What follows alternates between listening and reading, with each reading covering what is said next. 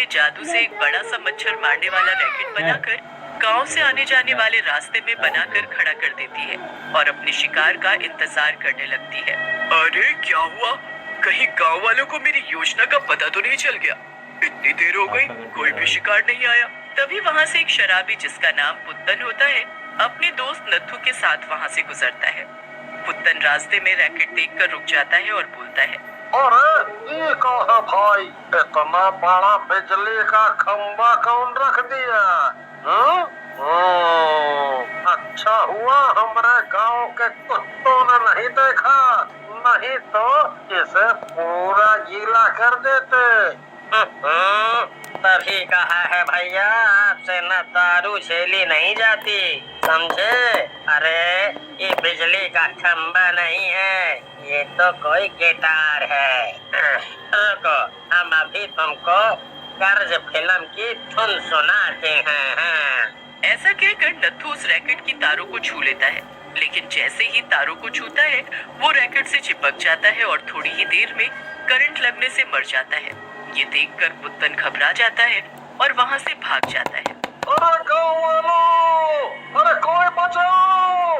देखो इस बिजली के खंभे से करंट निकल रहा है और नत्थू को मार रहा है। अरे दरवाजा खोलो और कोई बचाओ! पुत्तन की आवाज सुनकर पास ही के घर में रामू और उसकी पत्नी कम्मो उठ जाते हैं। रामू कम्मो से बोलता है, अरे कम्मो, यह तो पुत्तन की आवाज लग रही है, लगता है वो किसी संकट में है। रामू की बात सुनकर कम्मो बोलती है, आप भी ना किसकी बातों पर विश्वास कर रहे हो? अरे वो शराबी है, ज्यादा चढ़ गई होगी। चलो अब चुपचाप सो जाओ। कम्मो की बात सुनकर रामू भी सो जाता है। उधर पुत्तन चिल्लाता हुआ बेहोश हो जाता है। अगली सुबह जब पुत्तन को होश आता है वो सरपंच के पास जाता है और बोलता है, अरे सरपंच जी, गजब हो गया गजब। कल रात हमने बहुत विशाल खंबा देखा जो तारों से बांधा था, और जैसे ही मेरा दोस्त नत्थू खंबे के पास गया, उस खंबे ने उसे अपने पास खींच लिया और वो मर गया। तुम दिन में भी पीने लगे हो पुत्तन। और अगर तुम्हारा दोस्त नत्थू मर गया है तो फिर ये कौन है? जैसे ही सरपंच अपनी बात पूरी करता है नत्थू उसके सामने आकर खड़ा हो जाता है। नत्थू हंसने लगता है और बोलता है,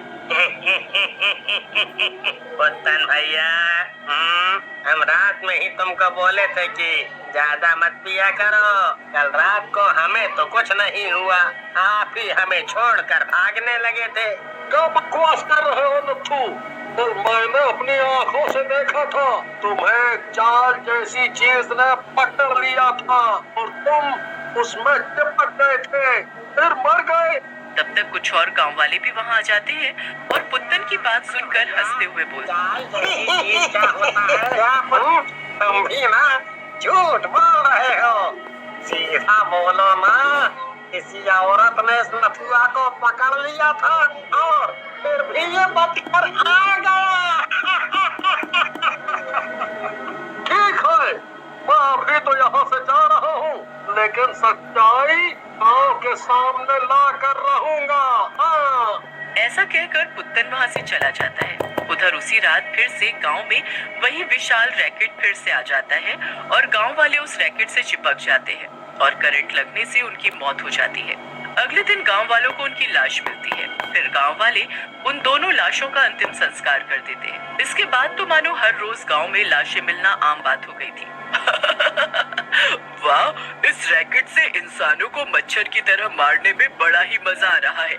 जब वो पट-पट करके चलते हैं तो इस गलीचे में बड़ा सुकून मिलता है। सरपंच गांव वालों को पूरी मदद करने का भरोसा देता है। फिर गांव वाले मिलकर योजना बनाते हैं और योजना के अनुसार सरपंच रात में चुड़ैल के पास जाता है और बोलता है, चुड़ैल, मैं अब तेरा साथ नहीं दे सकता, क्योंकि तेरे रैकेट में अब कोई जान नहीं है। उससे इंसान तो क्या मच्छर भी नहीं मरेगा। मेरे रैकेट में जान नहीं है? क्या बोल रहा है सरपंच? जा जरा उस रैकेट को छू कर तो देख, पता चल जाएगा मेरी ताकत का। चुड़ैल की बात सुनकर सरपंच जाकर रैकेट की बैटरी निकाल देता है।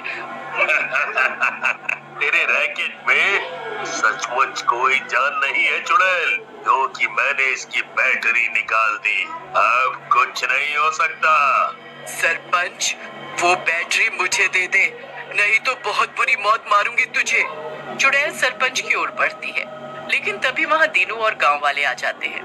दीनू के हाथों में त्रिशूल होता है। वो चुड़ैल से बोलता है, चुड़ैल, तूने गांव वालों को बिजली का करंट लगा कर मारा है। अब मैं तुझे इस दुनिया का सबसे तेज करंट देता हूँ।